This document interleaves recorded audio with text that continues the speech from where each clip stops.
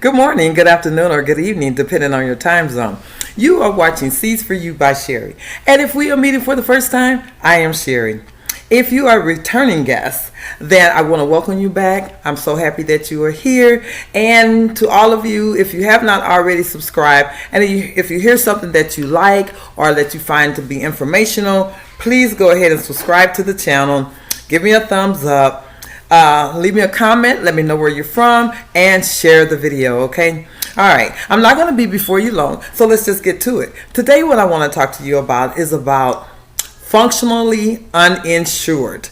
If you don't know what that means, it means that you have insurance, but you have a very high deductible, which in this case poses a problem for a lot of people.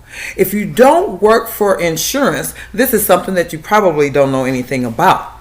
But a regular American just like me, you might find this information helpful. So anyway, let me tell you about a story, and this is a true story. It's about a family, okay? And I'm going to let you know about how I learned about the functionally uninsured. Okay, so there was this man. He got ill and he was hospitalized for about 12 to 14 days. Okay, when he got his bill, of course he has to pay his deductible. And I'm just going to throw a number out there. Let's just say the deductible was like $8,000. That is pretty expensive, okay? To have to pay, you have to max that out before the insurance will kick in.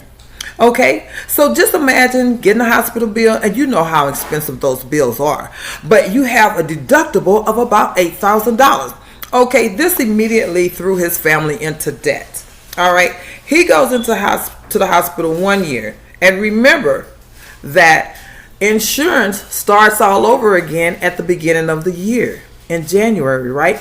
And let's not forget that meanwhile, they are deducting out of our paycheck for our insurance every time we get paid for insurance that we may or may not have an opportunity to take advantage of. So getting back to the story, the man was hospitalized 1 year. He gets this big large bill that he has this high deductible for. The following year, when it starts all over again, his wife is hospitalized. She wasn't in the hospital as long as he was, but nevertheless, she was hospitalized. So this is now adding on top of the debt that they have already for medical bills, right? And if that wasn't enough, the son all of a sudden just collapsed one day and dislocates his shoulder. Now the father, not wanting to add on top of the medical bills that they already have, he tried to pop his son's shoulder back into place.